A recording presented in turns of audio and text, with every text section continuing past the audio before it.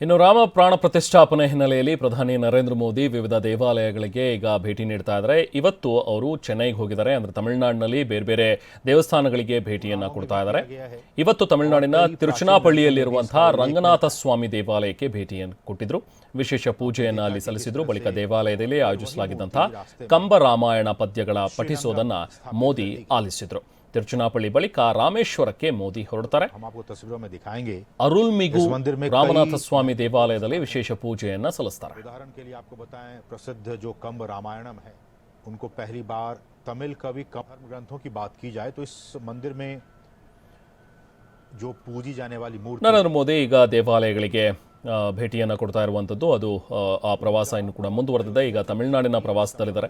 ತಿರುಚನಾಪಳ್ಳಿಯಲ್ಲಿ ಇರುವಂತಹ ರಂಗನಾಥ ಸ್ವಾಮಿ ದೇವಸ್ಥಾನಕ್ಕೆ ತೆರಳಿ ಅಲ್ಲಿ ವಿಶೇಷ ಪೂಜೆಯನ್ನು ಕೂಡ ಅವರು ಸಲ್ಲಿಸಿದ್ದಾರೆ. ಅದಾದ ನಂತರ ಅಲ್ಲಿರುವಂತಹ ರಾಮಾಯಣ ಪದ್ಯಗಳ ಒಂದು ಪಠನೆ ಏನು ನಡೀತಾ ಇತ್ತು ಅದನ್ನು ಕೂಡ ತದೇಕ ಚಿತ್ತದಿಂದ ಕೂತು ಆಲಿಸಿದ್ದಾರೆ ನರೇಂದ್ರ ಮೋದಿಯವರು. ಅದಾದ ನಂತರ ಈಗ ಅವರು ಅರುಲ್ಮಿಗು ರಾಮನಾಥ ಸ್ವಾಮಿ ದೇಗುಲಕ್ಕೆ ತೆರಳುತ್ತಾರೆ. ಇಲ್ಲಿಂದ ರಾಮೇಶ್ವರಕ್ಕೆ ಅವರು ಹೊರಡ್ತಾರೆ. உலகம் யாவையும் தாமுளவாக்கலும் நிலை பெறுத்தலும் நீக்கலும் நீங்களா அழகு இலா விளையாட்டு உடையா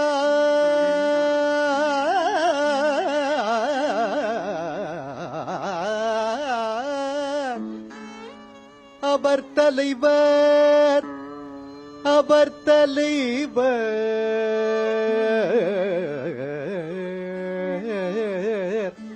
அவர் தலைவர்